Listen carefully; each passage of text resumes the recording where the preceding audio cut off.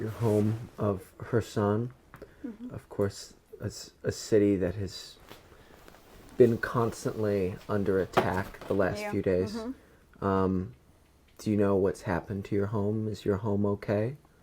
Our home is still okay, yes, but the stories we heard from our relatives and from our close people, they are terrible, awful, and I can't even say.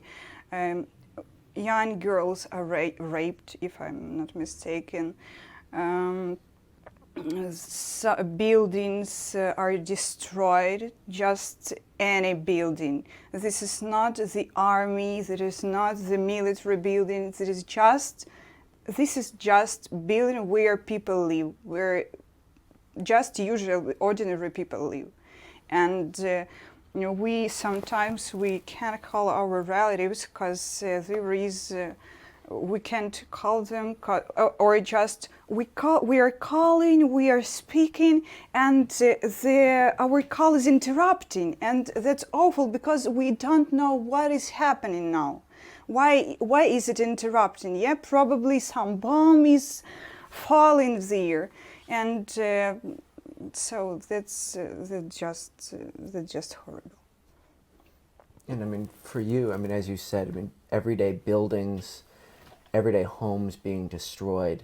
Can you believe that war has just entered your community, your homeland, like this, and is quite literally in your own backyard? No, I can't believe it. Just sometimes we wake up and it seems that it's just a horrible dream.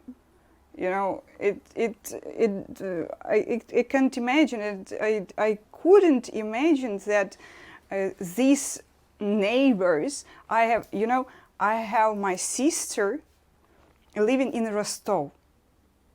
This is a Russian city. This is my sister, and I couldn't believe that she would be my enemy. You know. And so this is just a horrible dream for us, for everybody of us, because a lot of Ukrainian people have relatives in Russia. How hard is it, you as a mother, for your 6-year-old daughter to witness war? How hard is that? It's very hard because, I think, and most of mothers believe that children shouldn't see the war and they shouldn't understand what happens, what indeed happens. And so we try to smile, to be happy, to be cheerful with them, and it's very hard to make such emotions that you haven't in your soul. How do you explain this to her? We tried, Ukrainians say now that they are orcs, so we just say that orcs are here. That's all. How else can you explain it? I mean, this is such a... Children shouldn't be subject to this. Yes, she asks where will come we back. Okay, and we try to say that everything will be okay and we come back soon. Okay. Is that your hope, to go back home? Of course, we would like to be home. Because it's not, it's not comfortable to be outside. Moreover, you are without your close people. It's the most difficult thing. How hard is it that your city is at the moment not a Ukrainian city, but it's currently under Russian control? We hope that this is still the Ukrainian city, because they, as far as I know, they haven't a full control. So people are resisting now, Yeah, and they are still believing they still believe that they are Ukrainians. They don't understand that they will be Russian people. They don't want these. Then don't take these. They don't want this in any way. It's not our reality, you know. We are Ukrainians, and moreover, we are Ukrainians more than 29, more than even 30 years, yeah, more than 29 years. Ukraine is an independent country. So we don't remember that sometimes our probably grannies and granddads were were the part of the Soviet Union, yeah? But we don't remember this. We are Ukrainians now. We want to live here, and we like Ukraine, especially Kherson. You know, it is near the Black Sea coast, yeah. So we were always happy, and all the Ukrainians came there to the seaside, yes, and not only Ukrainians, but also Russian and Belarusian people. They also came to our seaside, yeah, and we were all together. They swam there, they ate there, we were all together. There was no discrimination for them. It's just imagination, their imagination, that something was bad for them. No time there was bad. No time. They always had equal rights with us. They came when they wanted. They did what they wanted, and anything they liked. But now those people who you swam with, you broke bread with, Yeah. you shared community with down Yes. there, those people are now supposed to be your sworn enemies. And these Yes. two sides are nothing, you know, from completely out of your control. This is all politics. Mm-hmm. I mean, how does that make you feel that this is where the world has gone and that this is the situation? Yes, this.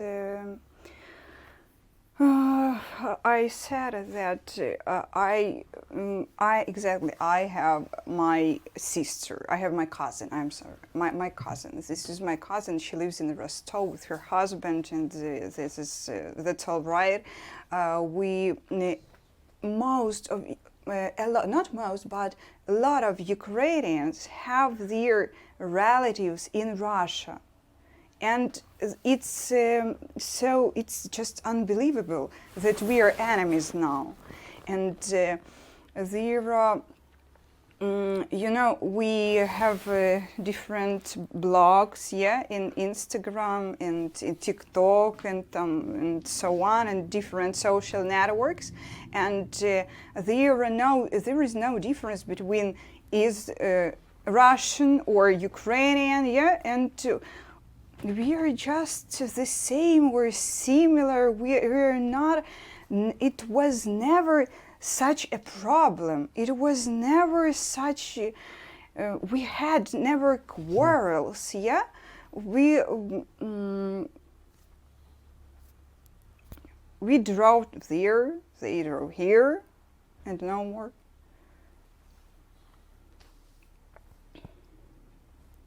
There are a lot of Americans and Canadians and British and French who are thousands of miles away but are watching everything that happens here in Ukraine. What would you like them to know? We are afraid of everything. We are afraid of sleeping. We are afraid of just sitting silent because we're just permanently nervous. And we are waiting for the worst, you know.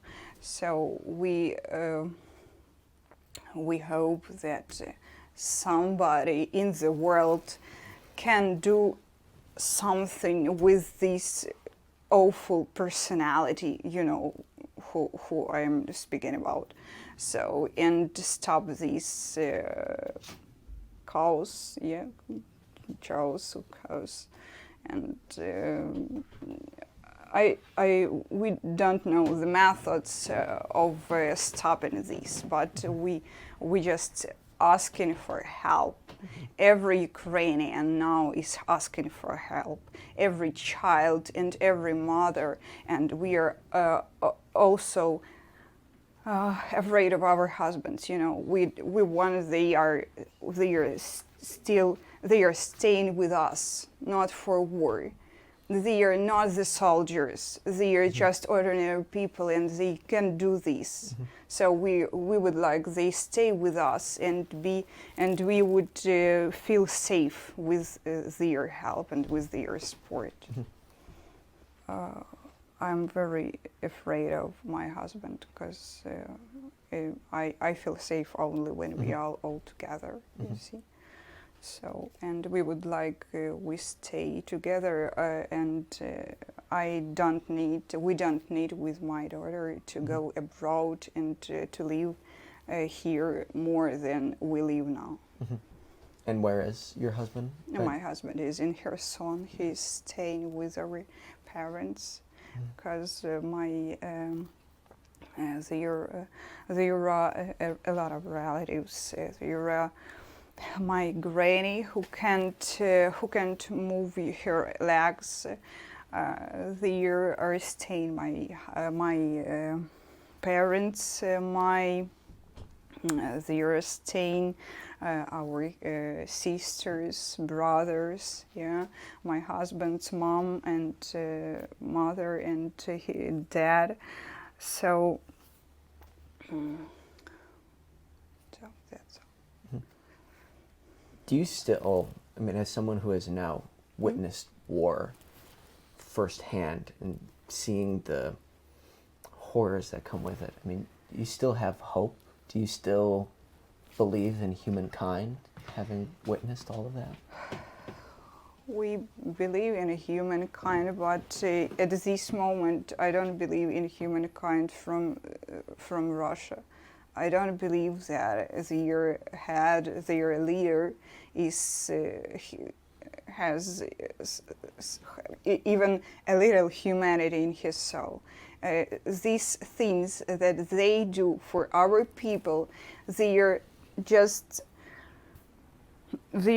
so violent. They're just so terrible that nobody can even imagine to do that. You see, even for the close, even for the neighboring country, and for people who speaks the same language you speak. It's not people from the other world. It's people. They are similar to us. Yeah, we are similar to them. We speak the same language. It's just I can't put it in my head. You see. If you had the opportunity to meet the Russian president, what would you say to him? Oh, I don't know. It's such a question. It seems to me that I'm a kind person, but I don't want to see him, and I don't want to tell to him. It seems to me that this personality is not worth to be among people. He is just. I'm sorry, but it's not normal. It's probably some problems. I don't know, some problems. Probably he has some problems. I don't know. I don't know where is from. Such an aggression to ordinary people. We don't do for him anything bad. We don't do anything bad for anybody. We don't deserve that.